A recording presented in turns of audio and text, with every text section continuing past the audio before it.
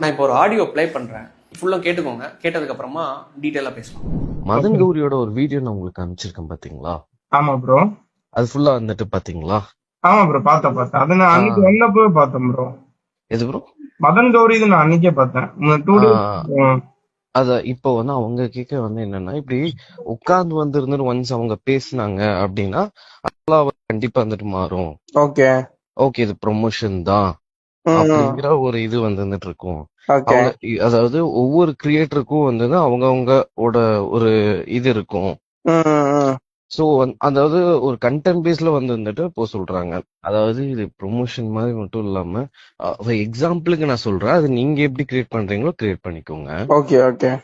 ஏன் என்னாச்சு, ஏன் ஒரு மாதிரி உட்காந்துருக்க அப்படின்னு வந்து கேட்கும்போது, இல்ல லைக் அந்த ஒரு இன்சிடென்ட் வந்து நினைச்சாலே வந்து இருந்துட்டு ஒரு மாதிரி இருக்கு, அந்த மாதிரி ஏதோ அவங்க சொல்றாங்கன்னு வச்சுக்கோங்களேன். ஓகே. இல்ல இது வந்து வந்துட்டு ஆக்சுவலா வந்து இது ஒரு மேன்மேட் டிசாஸ்டர் தான், இது ஓகே. யாருனாலையும் வந்து தடுக்கவும் முடியாது.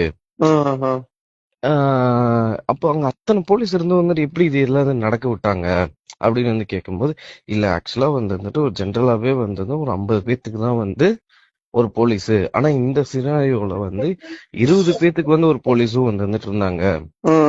அதாவது என்னன்னா கண்டென்ட் மாதிரி வந்து ஏன்னா அவங்க ஒரு அக்கௌண்ட்டுக்கு இப்போ நல்ல கேமரா முன்னாடி வந்து இருந்து பேசுறாங்க அப்படின்னா ஆட்டோமேட்டிக்கா வந்து அது ட்ரோல் கண்டென்ட்டா மாறிடுது.